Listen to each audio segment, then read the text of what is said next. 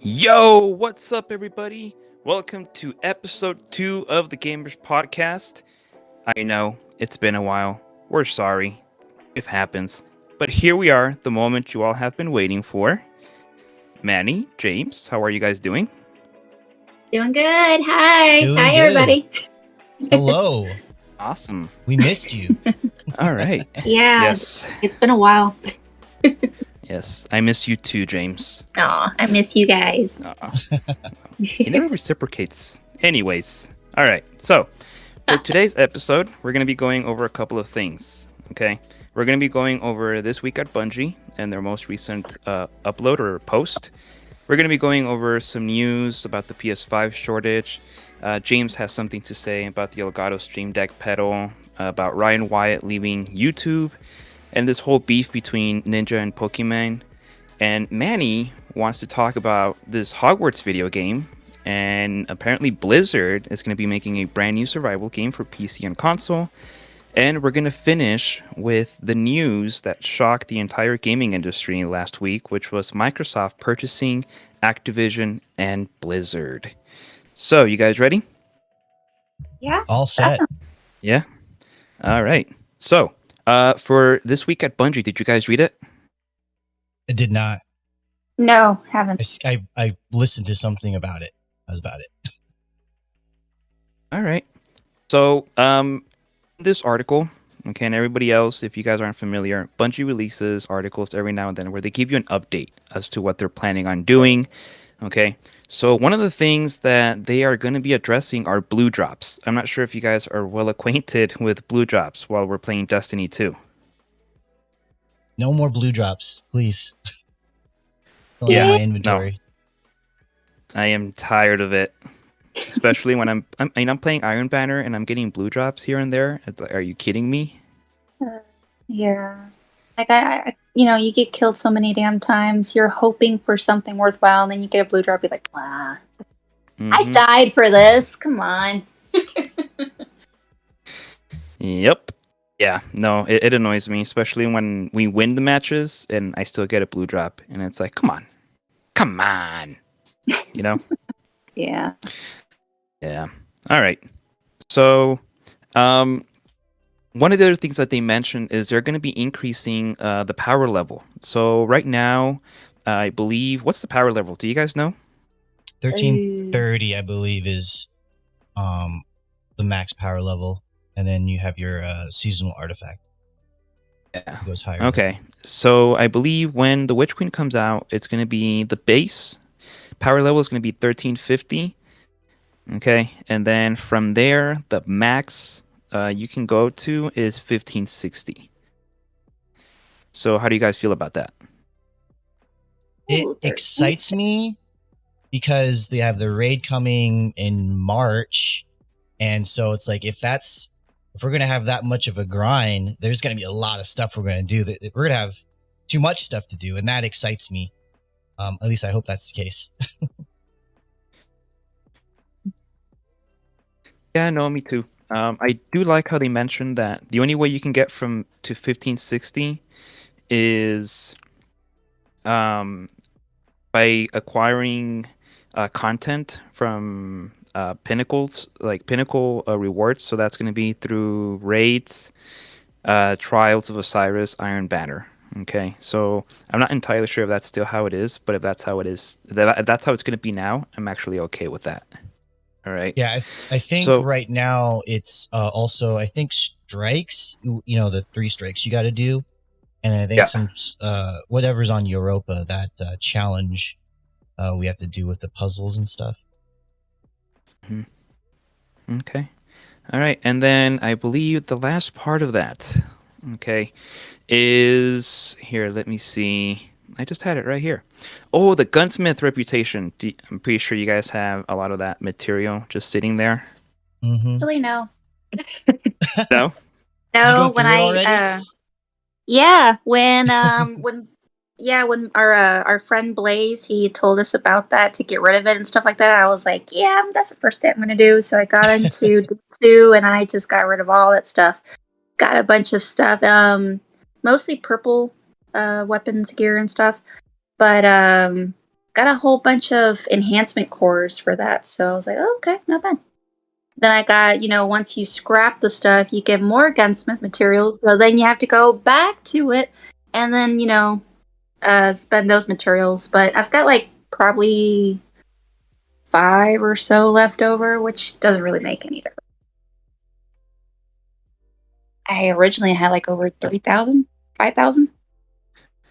Yeah, I didn't have as much, and that's just because, as by now you guys know, I've developed the reputation of dismantling Being the scrapper. every. Yeah, I am the scrapper here, and didn't have a whole lot of gunsmith material to turn in. I'm happy for everybody else that had 35,000 pieces of it apparently. I had a lot. I don't think mine reached over 10,000 though. It wasn't too long for me to knock it down. It did take a couple of nights though.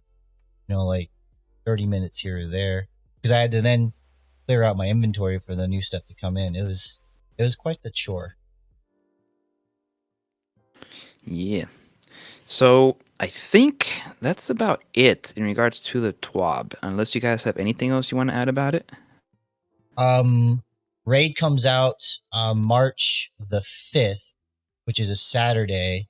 So reset on that Saturday. I'm assuming the raid will be available. It'll probably be bugs and all that stuff, but last year, or last raid, whatever, I got in pretty quickly. Within the 30 minutes or so, whenever a fire team got ready. So be ready for that. I think everyone's going in probably under a contest mode. So it's going to be really challenging, but you won't have to worry so much about getting to a certain light. I believe as long as you're playing the game, going through the story, you'll probably be ready for the raid, light level wise. Weapon wise, I don't know.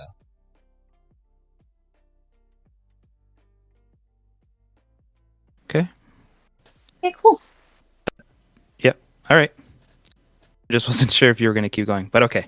So, I mean, I'm looking forward to watching people play the raid, but I'm not sure if I'm ever going to do a raid, honestly. I have my opinions about it, so maybe that's for a different topic, for a different day. But anyways, how do you guys feel about moving on to the next topic? Yeah, that's good. I'm good. Let's start. All right, so did you guys hear about this PF? I'm pretty sure you've heard, like, especially you, Manny. You've dealt with the Xbox shortage, but there's a PS5 shortage. You got your Xbox, right? Yes, finally Yes. after a year waiting. Haha. Yes, that thing is Congratulations. magnificent. I The specs prevailed. on that thing are glorious. I have called it my So- precious. My precious. My precious. Perfectly valid. Perfectly valid name. So, apparently, Sony is dealing with the PlayStation 5 shortage by making more PS4s. Oh. So the way I guess they're going on about this is they figure, well, if people can't find a PS5, then they will be willing to settle for a PS4 until they are able to find a PS5. Right? Mm. And I found this very interesting because some people have been coming out saying, "Oh yeah, that's perfectly fine. If you can't find a PS5, get a PS4 in the meantime." Right? And it reminded me a whole lot when the OG Xbox One came out. The VCR looking thing.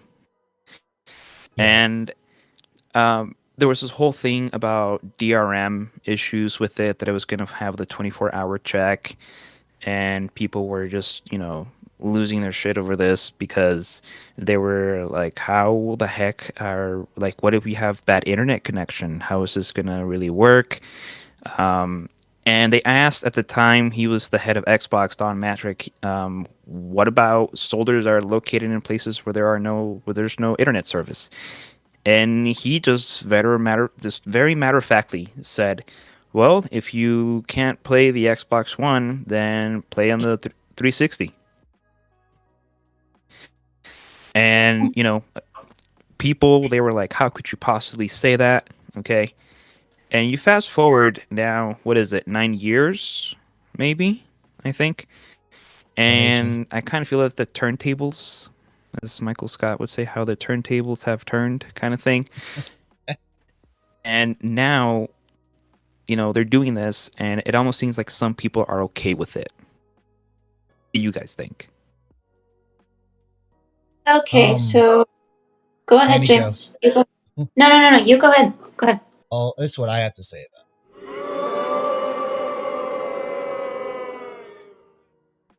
it. I mean, what is the shortage for? If it's a chip shortage, I mean, I can understand if they have chips already made for the PlayStation 4, and their reasoning is, well, we don't want this stuff to go to waste.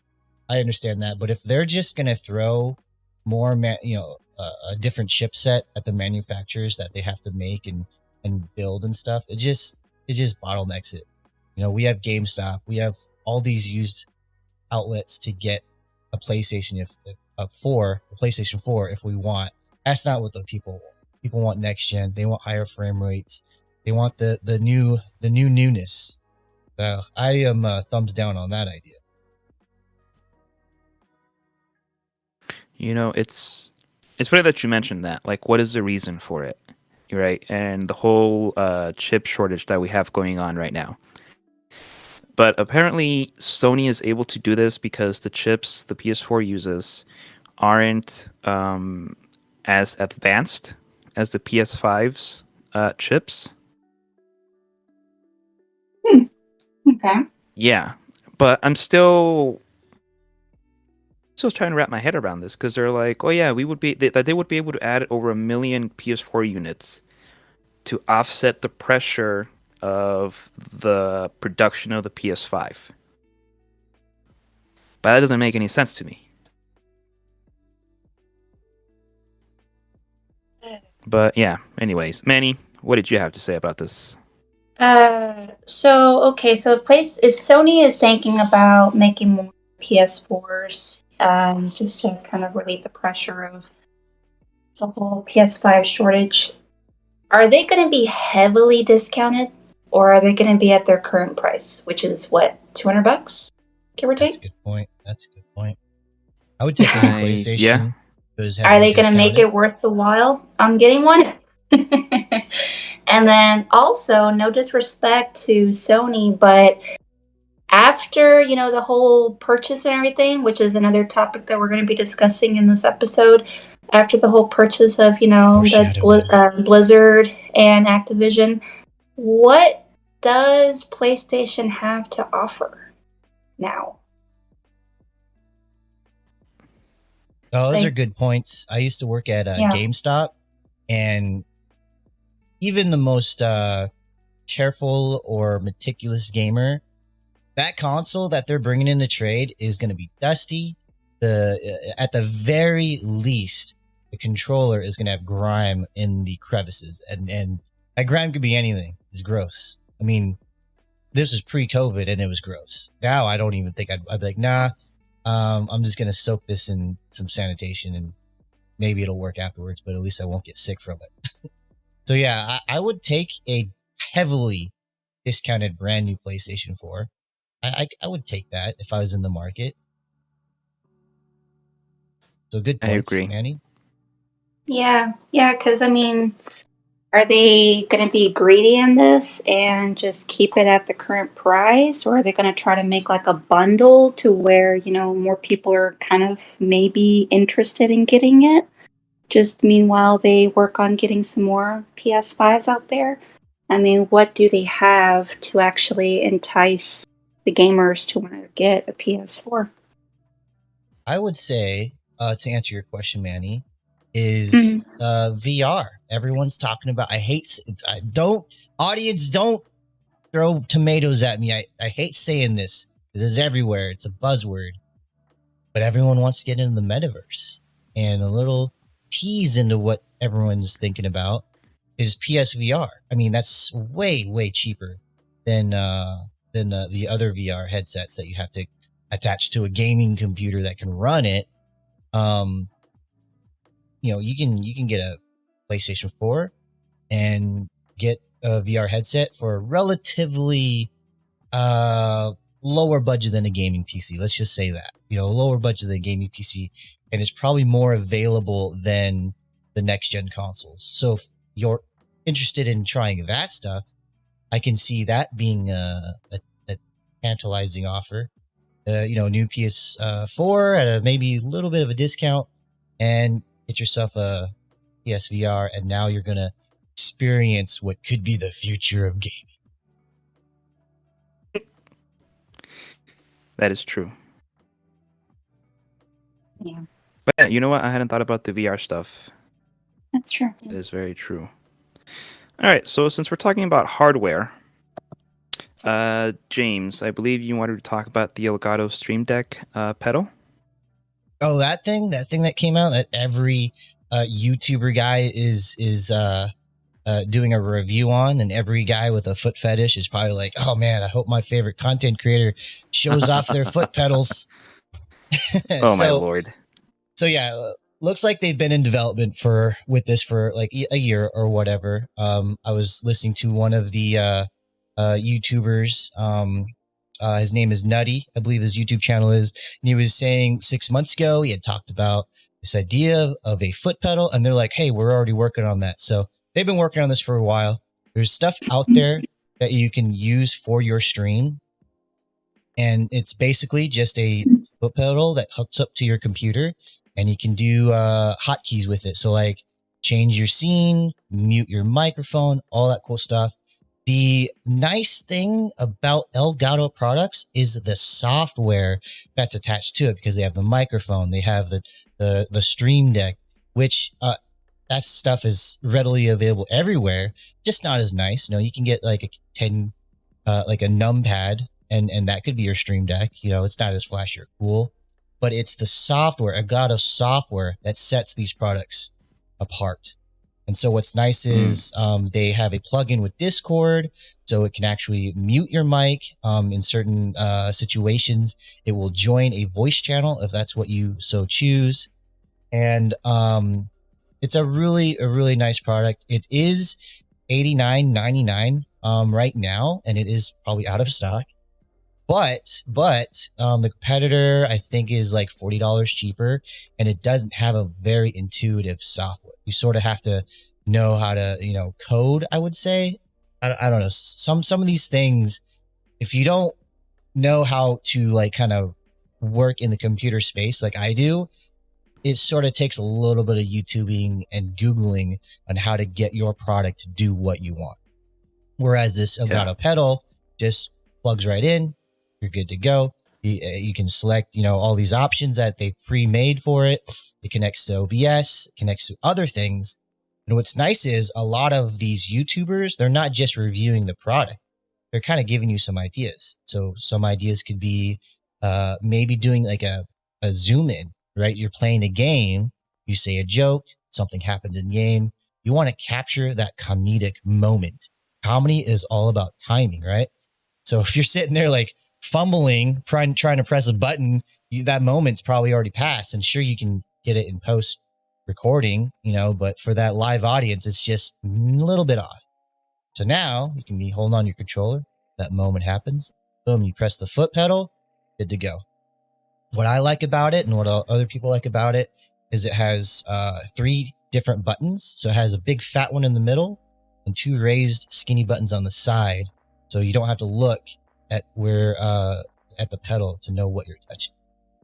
So that's kind of nice. That's my overview of that product.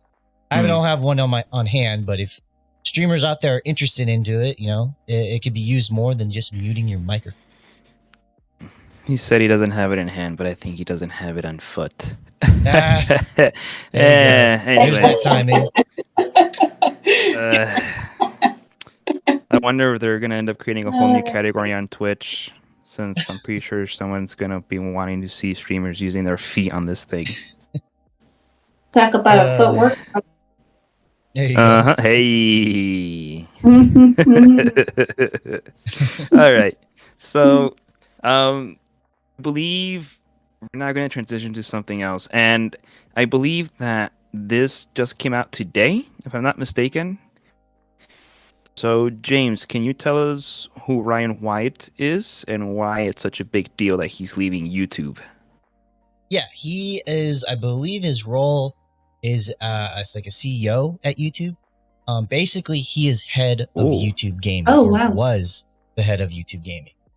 Yeah, so you have like your different. It's a corporation. So you have different leaders answering to different things or in charge of different things in the company, and he was in charge of the YouTube gaming side. So your Minecraft channels and your Destiny how tos and your live streaming with Tim the Tatman and all. He organized all that stuff, and he praised all that stuff that was happening. And he said there's a lot of big things happening this year. We're going to have hosting on YouTube. You're going to have, I believe, gifting of subs is not there yet. So they call theirs memberships, whereas Twitch calls it subscriptions. So they're going to have gifting of memberships, and I forget what other things are, but if you've been following the news, if you're a streamer, they signed with Tim the Tatman. They signed with Dr. Lupo. This allowed those creators to play with Dr. Disrespect. So a lot of things, a lot of YouTube gaming buzz was happening, and I didn't even foresee this coming, but he is stepping down. He's moving away from YouTube, moving away from Google. So he's going to become, he says here in his tweet, I am elated to announce that I will be joining Polygon Technology as their CEO of Polygon Studios. Whoa. My role at Polygon Studios, I will be focusing on growing the developer ecosystem through investment, marketing, and developer support, and bridging the gap between Web 2 and Web 3. So if you're unfamiliar about his passions and what he's kind of been going on is, again, guys, don't throw tomatoes at me. I know we've all heard it, but he's into the whole cryptocurrency. He's into the whole NFT thing. In fact, all YouTube is as well, but he is really invested in it. He's tweeting a lot about it, and he sees a bright future in NFTs. Whereas our daddy and savior, Phil, says that NFTs seems a little bit predatory in gaming. Ryan is a little bit different. He says he thinks it's good. So I think, he sees huge success, many success in this change, switching from YouTube and going over to Polygon Studios. I don't think it's the affiliated with the news outlet Polygon. I think it's just Polygon Studios. So whatever they do must be, I'm not familiar with that, but he's going to run over there and run their setup over there and get them ready for the future, Web 3, whatever that is. I'm too old and I'm too broke to understand NFTs and Web 3. I'm still trying to figure out the dark web. Oh no. But because I'm not too familiar with YouTube gaming. However, I am familiar enough with Google and, back when they bought YouTube. And this is a very big deal to have the CEO of YouTube stepping down to leave somewhere else. Right. Which kind of, begs the question. Yeah. You don't know who's going to take over and continue that vision, because another thing I forgot to mention is so Microsoft had Mixer, right?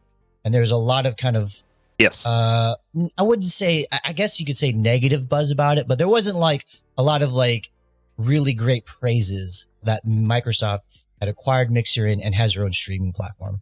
They would probably say something different now if it's still around because of the latest news that Microsoft did. But when YouTube started going after Carnage, Valkyrie, then they finally signed Dr. Lupo, Tim the Tatman, and Ludwig, there was a lot of like great buzz about the platform.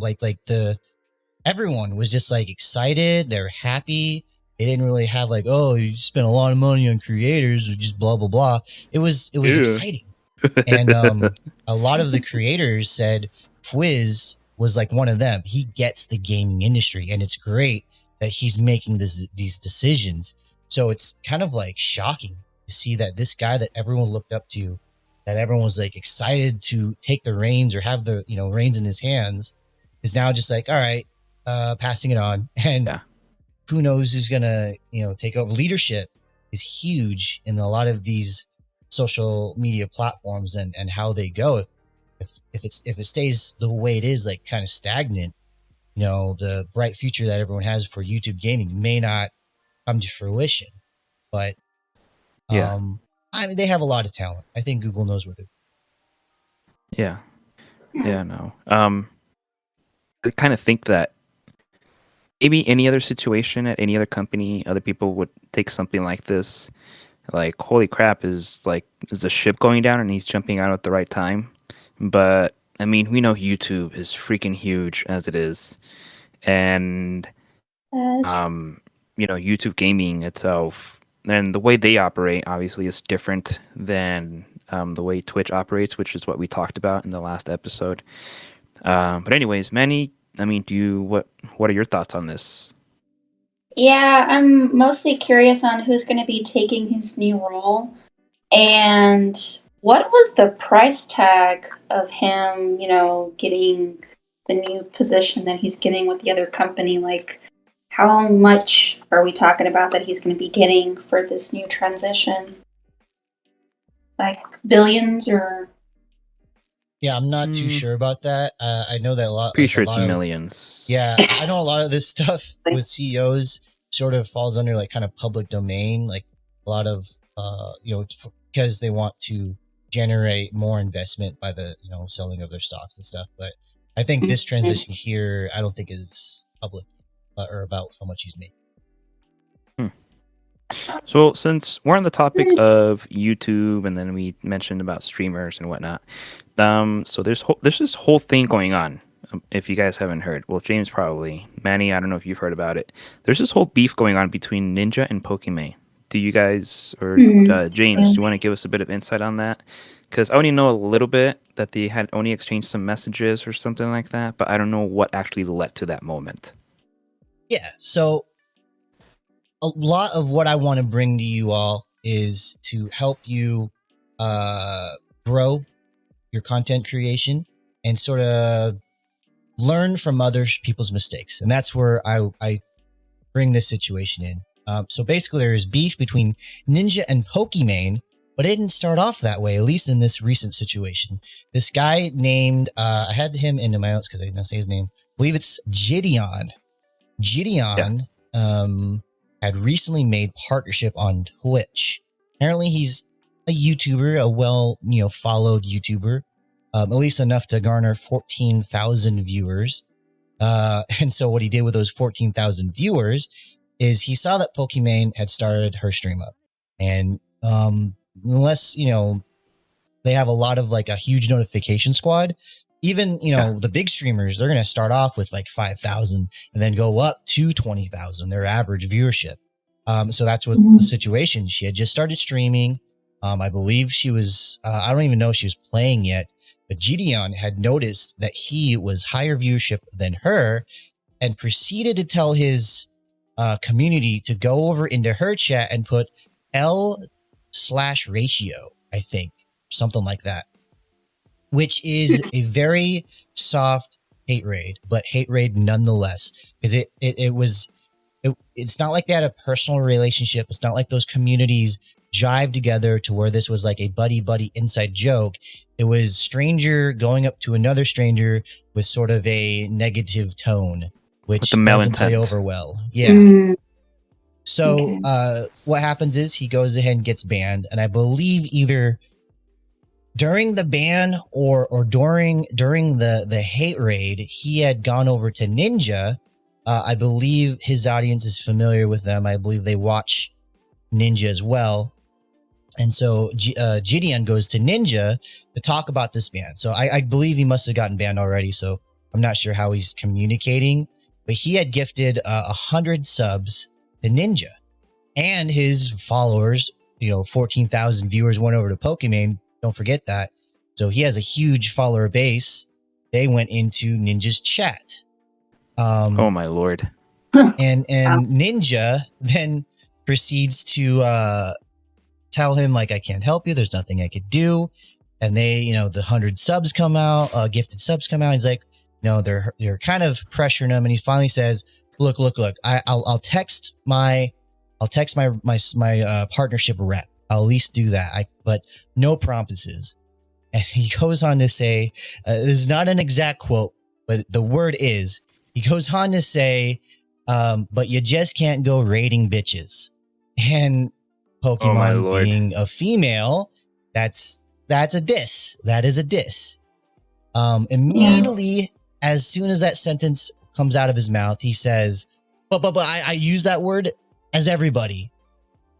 Saying Ninja uses that word like you and I would use the word dude. She's a dude, he's a dude, everyone's a dude.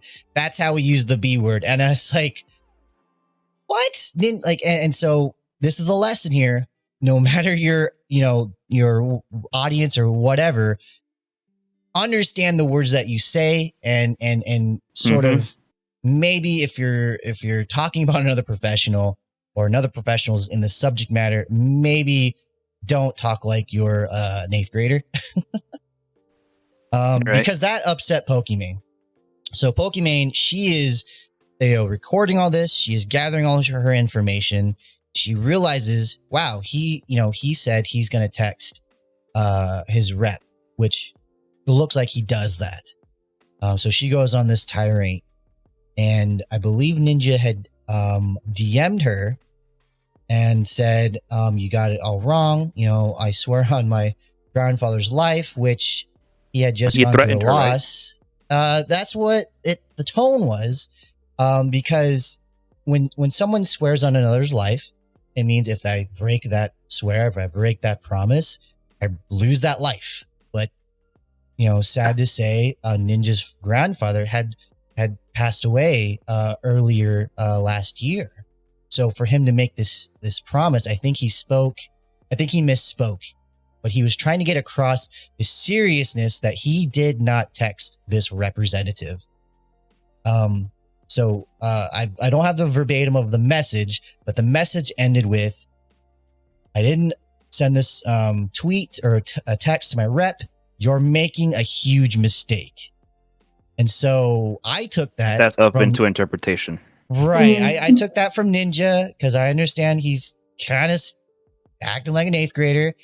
He doesn't really give any details. I take that as, she is wrong about him sending the text.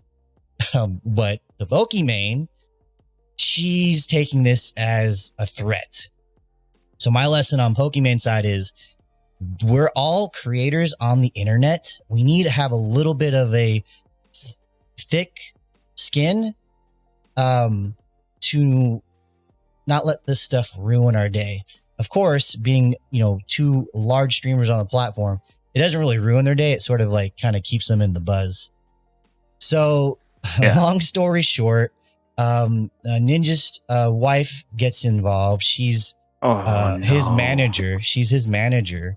And she said, Okay. So Pokimane talks about this on her stream, has a recording on YouTube. And Ninja's wife says, you have it all wrong, and, you better stop. And I don't know if there's more text between them, but eventually it said, if you continue, we're going to sue you for defamation. Which I guess there's some legalese, and that could be difficult to prove that, Pokimane was doing this with malintent or whatever.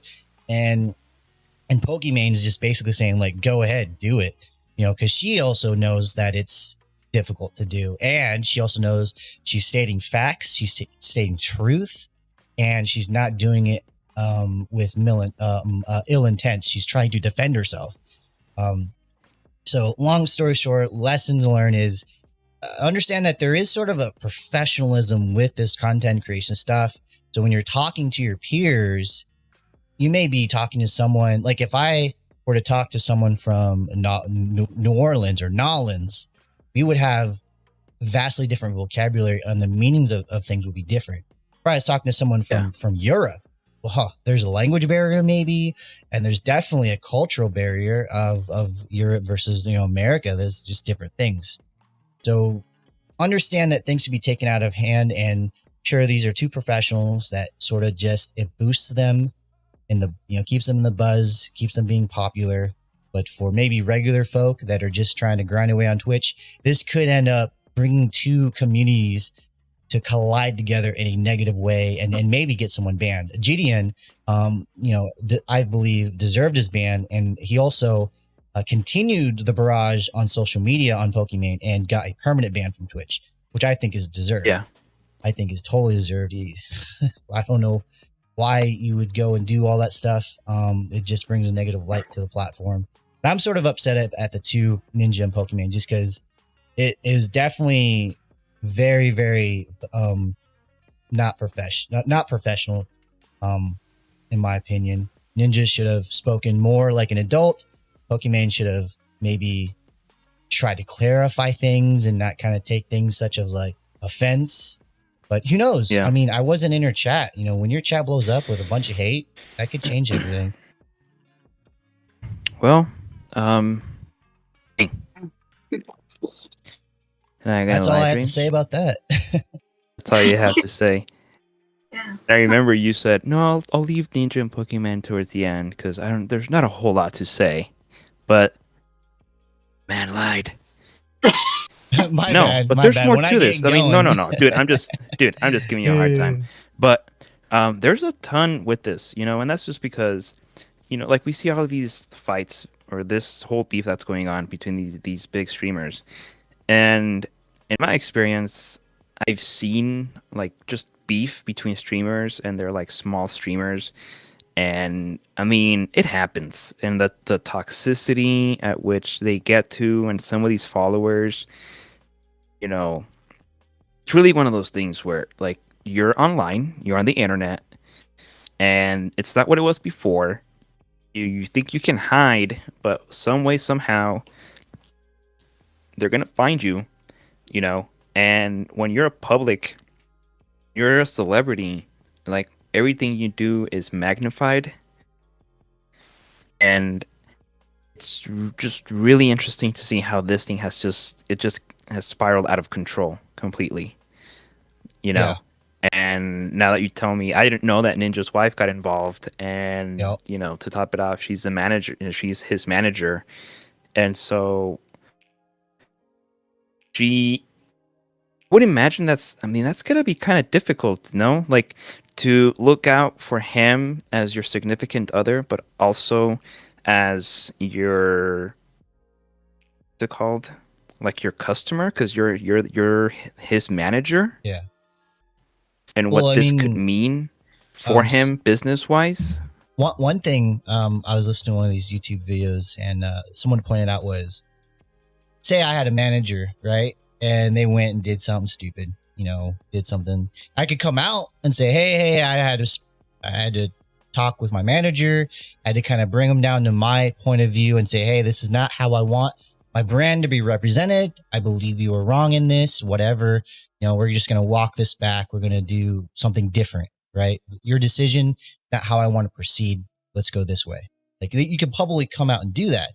But if it was my wife, I'm not gonna tell her she was wrong publicly. We may discuss it, but publicly, I Manny sort would of have say, to. "That's right." I kind of have to play along. So yeah. And I guess this kind of goes along with what Manny says. Like, why don't guys ever listen? I kind of feel maybe Ninja's wife told him, like, okay, you need to stop, but maybe he didn't, So it's going to be interesting because I think right now when you're talking about that they were going to sue her for defamation or for slander or something like that. Yeah, defamation. Right? When you're the one accusing her, when you're the prosecutor, like the burden is on you. You need to prove that she is doing that intentionally. Mm-hmm. So I think it's really hard sometimes to prove that. So we'll see what happens. Manny, what do you think? I don't know. It's kind of like celebrities. Remember the whole beef with Taylor Swift and what's his face? Kanye West? Yes, Kanye West. He likes to be called I'll be honest now or something. Yeah. Yeah, that whole beef with, him, kind of ruining her moment at the awards show. years ago and giving more praise to Beyonce and whatever, saying that she should have won instead and whatever. I feel like maybe this is the same type of situation. That maybe they just wanted to get their name out in there, out there and get a bit more publicity. What if this is all just for publicity? Because, I mean, who's to say, like, later on down, either like a year from now, a couple months from now, they'll be best of friends again. They'll maybe do something together and be like, yeah, we're going to put this in the past and, let bygones be bygones. What if it's that type of situation? I could see that being a possibility if Ninja didn't say years ago when he started his rise to his current fame, I guess you would say.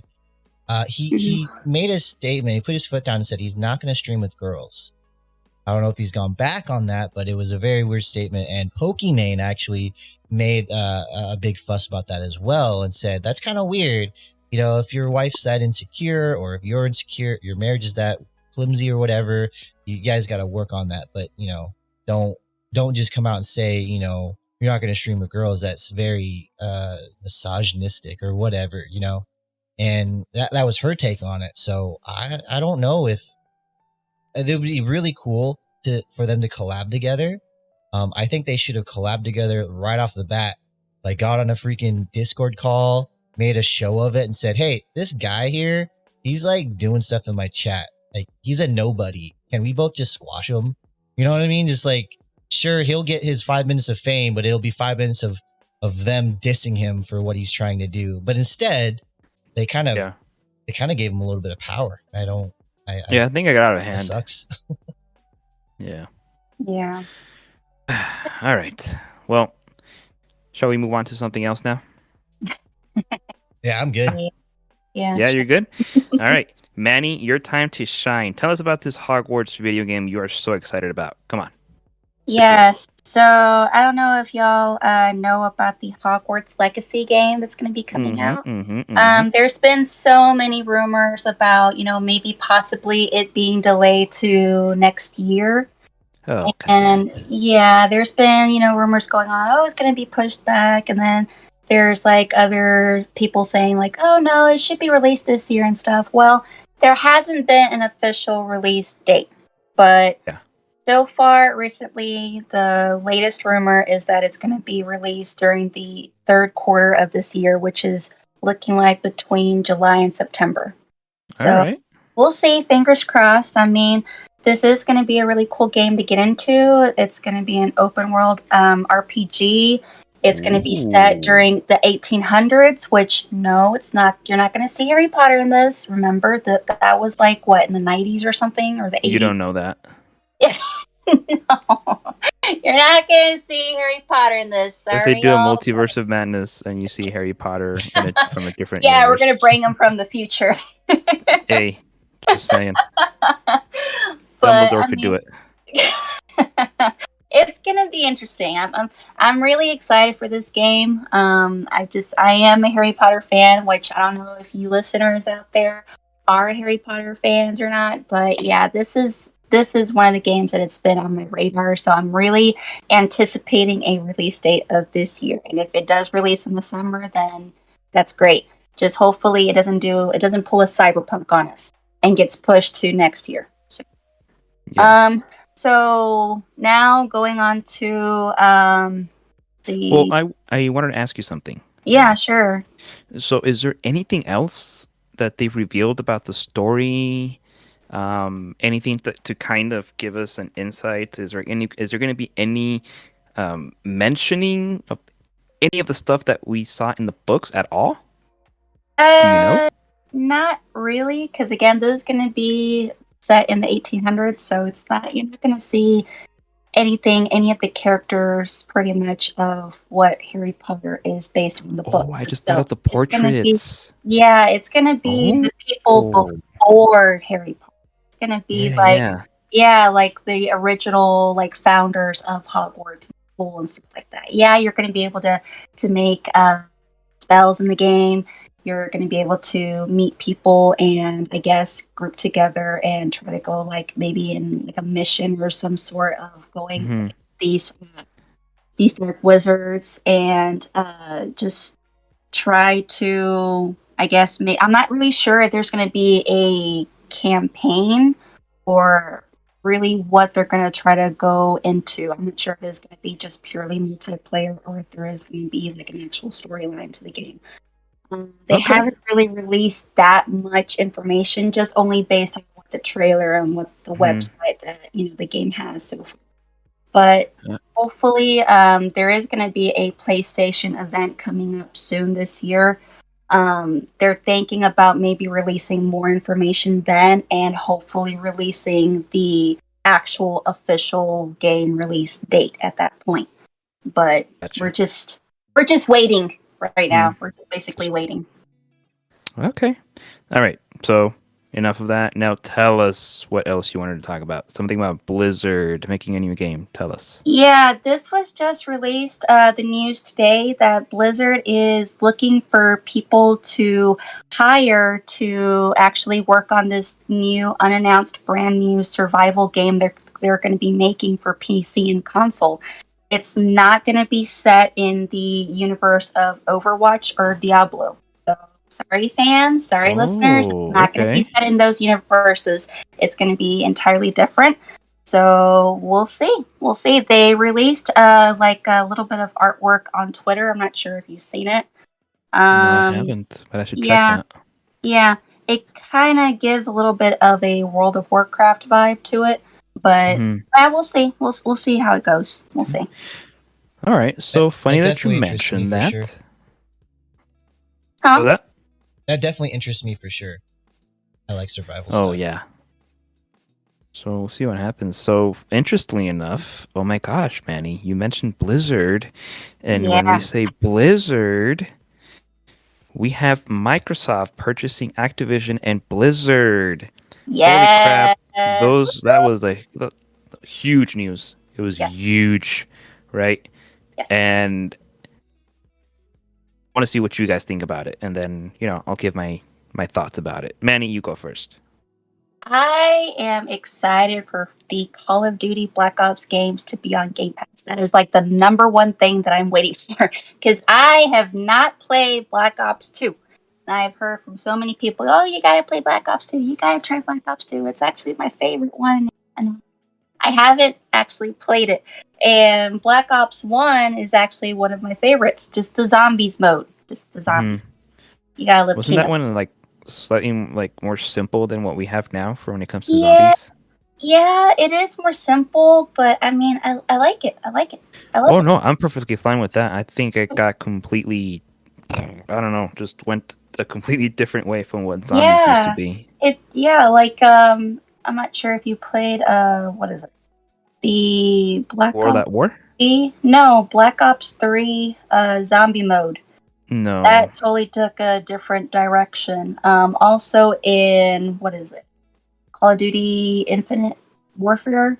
If you play the zombie mode on there, it's like cast to the 80s. They play like 80s music in there and stuff like that. Oh yeah. Yeah, which kind of makes it a bit cheesy. I mean, it's enjoyable, but it's kind of cheesy.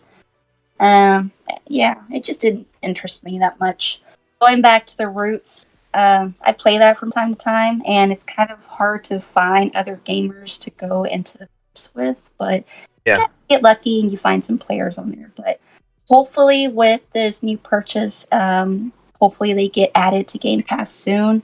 Because trying to buy Black Ops 1 and Black Ops 2, it's still kind of pricey.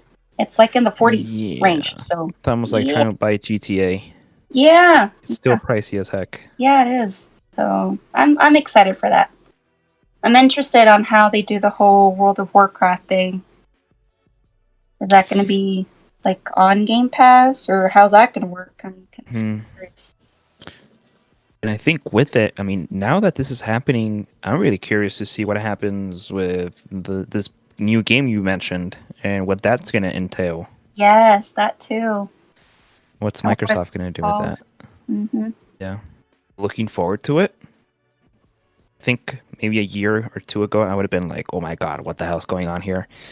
But I see what Microsoft is doing with all of their other stuff. They're going down a completely different path, you know, and they're expanding on cloud gaming.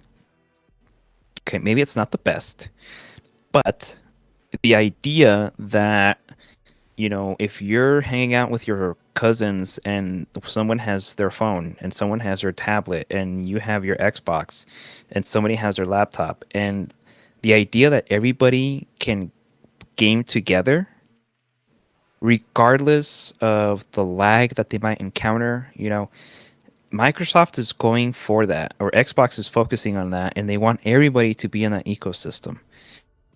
And so Microsoft buying freaking Activision and Blizzard for how much was it?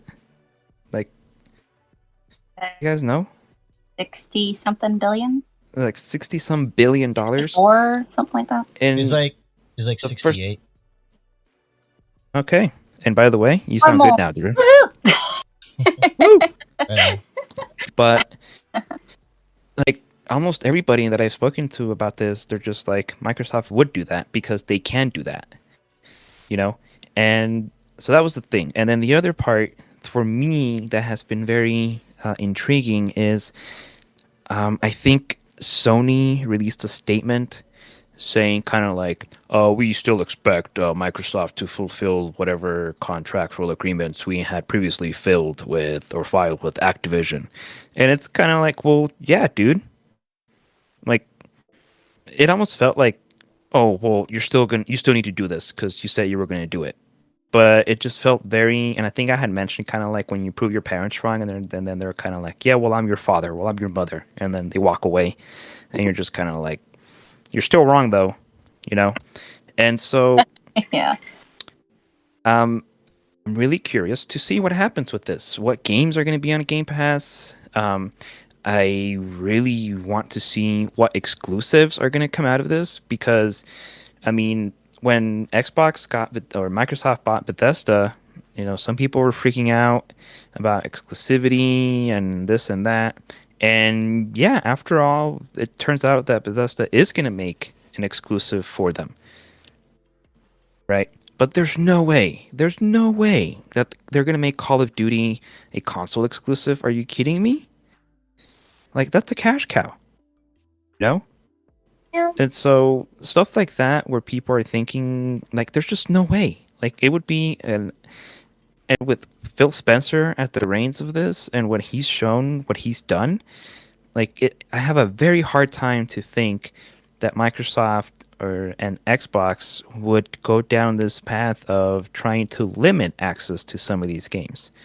You know, and I think what is going to happen, which is what happened before, like with Bungie, and because they were under Activision, Bungie was releasing content exclusive stuff for PlayStation. You know? And so I think that is going to happen. But when it comes to games themselves, there's no way that Call of Duty and Overwatch at this point, I just don't see that happening. There's no way they're going to make that console exclusive. So James, what do you think? What I think about the Microsoft acquisition is, how I think about the Disney thing, right? A lot of people are comparing this to like Microsoft as being like Disney buying up all these studios and all that stuff. And what makes me sad is on Disney, there are some characters that they are taking from other platforms, from other stories, and putting it on theirs. And while they were on other networks or other streaming services, their shows were bloody. They had really awesome and detailed fights, really great action. And I know. Are you talking about like Daredevil on Netflix and stuff like that? Yeah. Try not to give any spoilers out there, but say, they're taking Daredevil and Punisher will never come to Disney Plus, or it won't be never. the same. Yes. But if they bring over Daredevil, it won't be the same, right? Even maybe in their movies, it won't even be the same because it has to go on Disney Plus. So that's kind of the concern, right? You have one company that has this mantra of how they would like their product to be made, right? These set of rules. That's Mhm. kind of the concern. Say, for example, Anthem. All of games that were developed my lord. by EA's own studios Boo. had to use their Frostbite engine, and that hurt the development of Anthem. It just put it back because it wasn't made to create a game like Anthem. They had a lot of issues, and it is also hard to learn when they had developers kind of rotating in and out. It was hard to get going because you had to relearn, had to retrain a new developer how to use Frostbite. So that's the concern. That's the worry. Microsoft, though, so far seems to say, hey, we want to grow our Game Pass because we want more people to play the games that we own or we produce or we make, whatever. With that, I think they're going to let the studios create how they want to create, use whatever engine they want, and it's gaming. I mean, they have Halo, so they're gonna keep things. They have Gears of War, so it's not like we're gonna have a watered down kind of violence or whatever. There's still gonna be bloody games out there. So I think in this thing, it'll be pretty good for people who own Game Pass, and for people who don't own Game Pass, it'll be just like, all right. Maybe, Game Pass, best deal in gaming. Right? and this thing might, and what we might see with this new survival game that Manny was talking about is unannounced products. I don't know how you say a game being made, but unannounced games that are being made, maybe that haven't been signed by PlayStation. There's no contracts, there's no deals. There's just like this idea maybe that they want to do, and they kind of have like a sketched plan.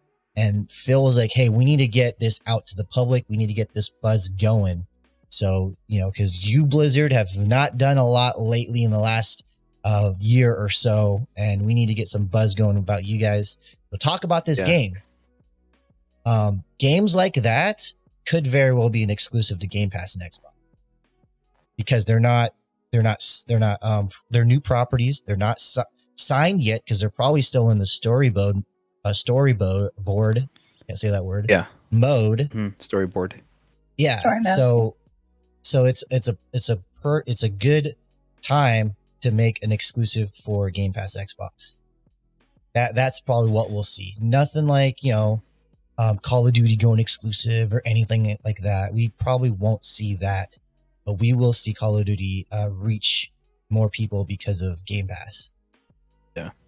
I was gonna say one thing I am excited for, if it does come to Game Pass, is playing StarCraft. It'll be a ton of fun. I haven't played that in a long time, and I wouldn't mind getting back into that, possibly streaming it.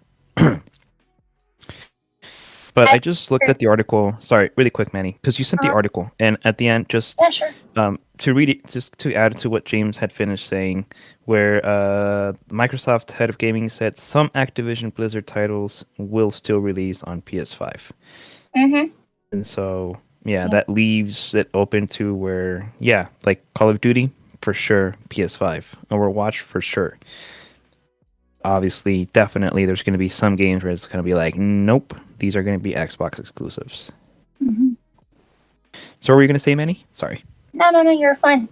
For a second there, I thought you were going to say that you're like looking forward to the sequel of Overwatch. Aren't you into Overwatch? Yes. So to, I guess, go down this path for a little bit. I used to play Overwatch a ton on PlayStation because I used to have both consoles at some point. Mm-hmm. And I used to play Overwatch with one of my cousins, and I played a ton of it. I never really fully delved a lot into like most of the characters, and that was just because any game mode I would play, hardly nobody ever wanted to be the healer. So I would always take that mantle, and I would play as Mercy. And I have learned to love and appreciate that character, her super ability that she has, her healing abilities, like I just love playing as Mercy, you know. And I'm really excited to see what they come up with Overwatch 2, especially now that we have the new consoles. So what does that mean as far as graphics goes, right? And I I can't wait to play that. I haven't played Overwatch in a while, to be honest. But if Overwatch 2 were to come out, I do think that would absolutely be like one of my day one purchases.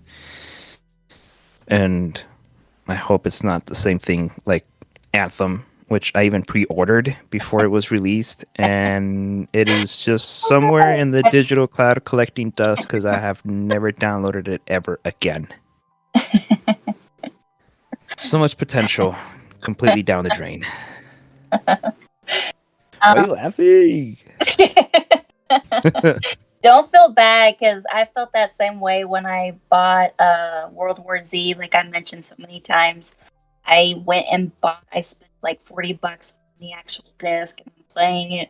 And then like a week and a half later or so, oh, it's gonna come out on Game Pass. I'm like, you fucking kidding me? I could have saved that $40. But nah, it's fine. I enjoy World War Z, and then I got the Aftermath DLC, and it's new maps and stuff. So, what I was gonna say is that isn't and this may be a topic for like the next episode of the podcast. What is Microsoft's end goal with Xbox itself? Like, are they?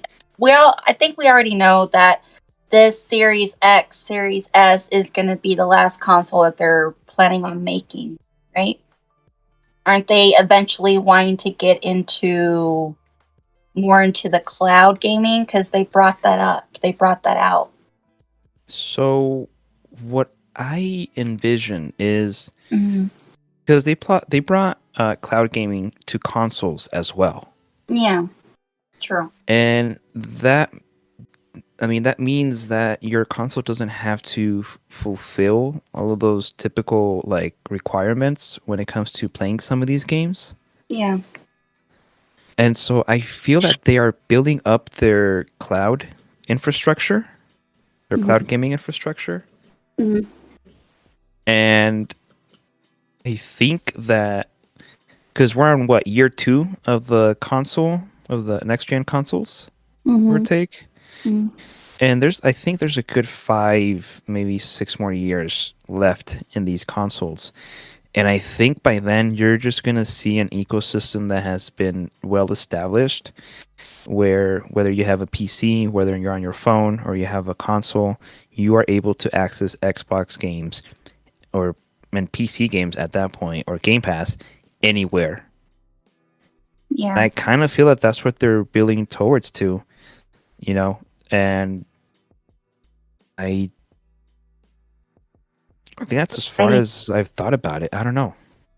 It's exciting because you kind of like stop and kind of wonder or kind of picture like a couple, maybe 3-5 years from now, what if they try to like maybe perhaps create like maybe a TV to where you can just have like your Game Pass or your cloud gaming already programmed on there to where you can access all your library of games, or just create the ability to where you can have it as an app on your smart TV, because smart TVs where you can actually have the apps for HBO Max, Netflix, and all that. You just go select the app on the TV and it opens up, Netflix for you. It opens up HBO Max. It opens up Hulu. What if they have it to where you can, just do it like that on your TV, your smart TV, and just connect your Bluetooth controller and say completely goodbye to consoles itself. And all the games will have to be at that point digital. We'll finally get rid of discs at that point. I was really thinking that's interesting. I give it about another maybe 10 years. Because the infrastructure around it has to come up. I say we get another half console, a mid console. We're gonna get the slim version of all these new consoles. Yeah. or a slimmer version, I guess. Because I think we're gonna need gigabit internet in most cities, or available in most cities Mhm. at an affordable price. We're gonna need 5G to kind of be a better coverage of that. AT&T just launched some new 5 giga, right? 5G. Yeah, they Yeah. did some new 5G Yeah, technology, but it was interrupting airports, or they were worried that was going to Airplanes. interrupt because oh yeah, I heard about that. aviation, FAA, has different sort of tolerances, Frequencies. not frequencies, but like tolerances for what they consider safe. AT&T is like, well, we've measured this. It doesn't interfere. You guys, it's good. And the FAA or aviation is probably like, well, your tolerances for how close this can interfere is way too large for what we would say. And we need more studies on this. So right now we're in that growth period of the technology we Mhm. need to have this instant access to high gaming Yeah. is 'Cause I on was the gonna say, horizon, like- but we need to sort of build it up first. Be Yeah, prepared. because thinking about this now, I'm imagining that as there's a bigger push for this, I kind of feel that finally some of these companies are going to have the incentive to actually expand their infrastructure. Because you have some of these internet companies, they're charging ridiculous prices for stupid slow prices. What's it called? Speeds. Yeah, So it's that might happen too. By 10 years, that infrastructure might actually be there finally. Where if you can access if you have access to that kind of internet speeds, you are more than able to utilize whether what Manny said, a Microsoft or an Xbox TV or a higher end console. But for those that can't, well, you know what? You can have this, slimmer version, but you can still play all the games that they are playing over there. Maybe they'll have discounted prices depending on the console you have. You never know. I mean, the possibilities I really think are endless, especially if Microsoft is really trying to get this out to as many people as possible. Yeah, I can see where Manny's future's very, very plausible, because the next console we all could get, because Sony's trying to get in this subscription based game too. The next console we all could get is a dongle and a password to get onto an app. If your computer doesn't have the app, use this dongle like a Chromecast. That could be what they walk on stage with.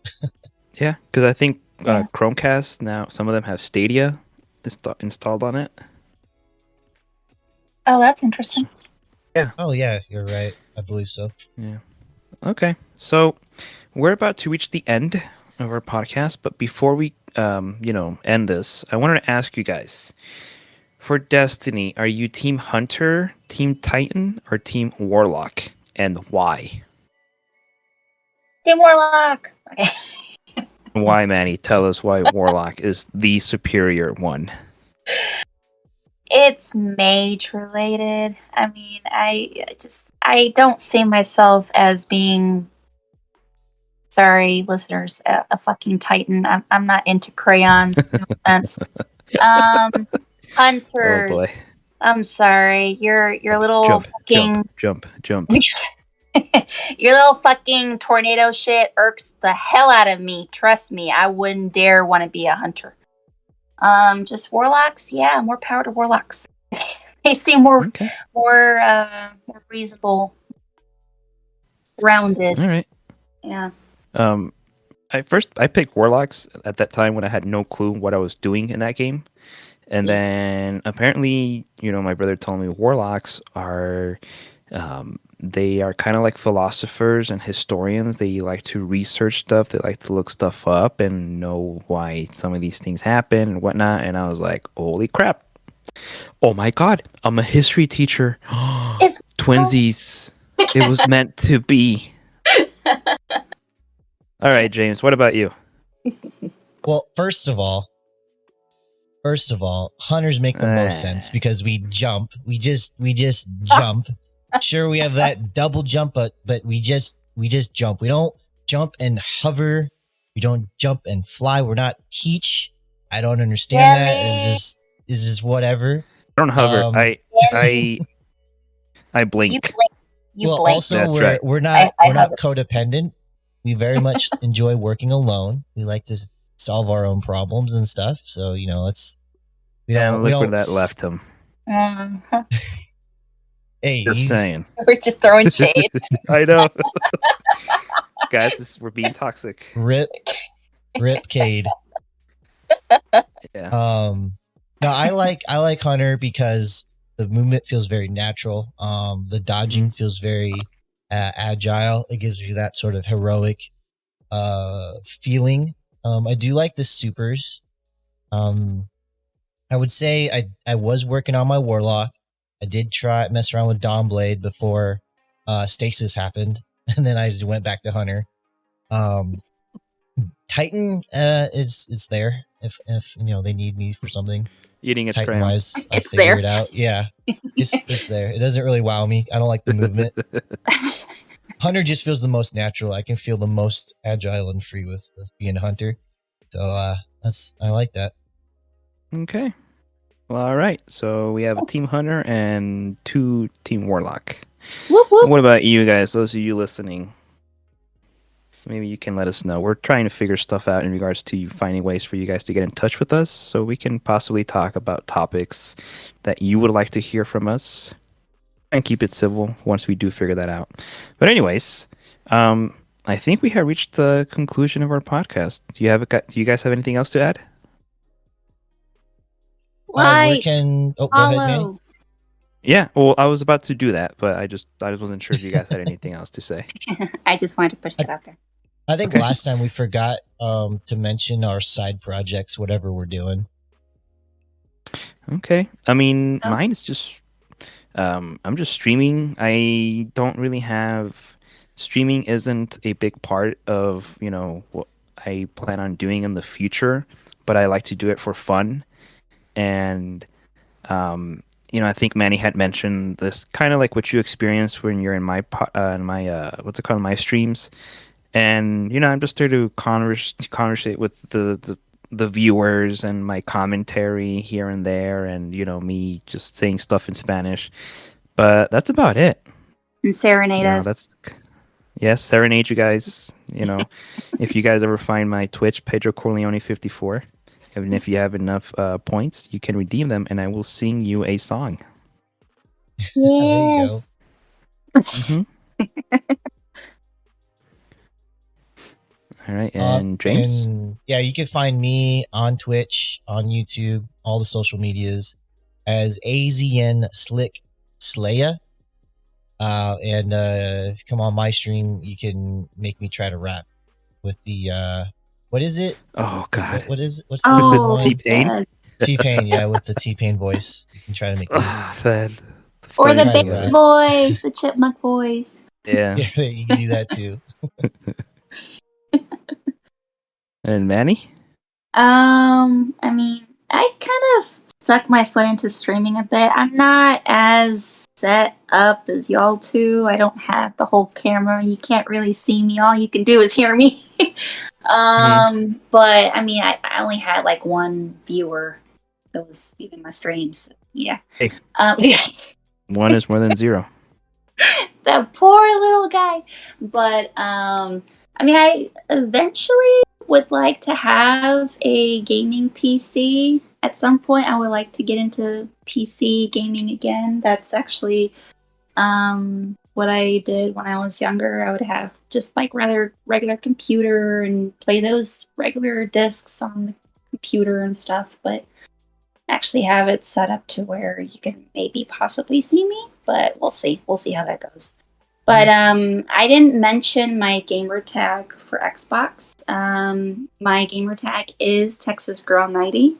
Texas being almost spelled out, girl being almost spelled out. In case you want to friend me on there, you're more than welcome to. I am an Xbox ambassador. I will help however way I can. If I'm in a party chat, you're more than welcome to join. If I'm in a game that you game, you are more than welcome to join. But yeah, other than that, no, just try to be regular on this podcast with y'all too, and bring stuff to y'all can, be entertained and enjoy. Okay. Alrighty. Well, on that note, everybody, don't forget to hit that follow button if you're hearing us on Spotify and leave us a good rating, please. If you're listening to us through the Google Podcast app, then please hit that subscribe button. And if you listen to your podcast through Apple Music, then please, we would greatly appreciate it if you hit that plus symbol on the top right corner next to the 3 dots. And with that, we thank you all again for listening. And we will catch you on the next episode with our first special guest. So stay tuned, everybody. And with that, I bid you all a good night. Night. See y'all, Good day. guys. Woohoo! Bye.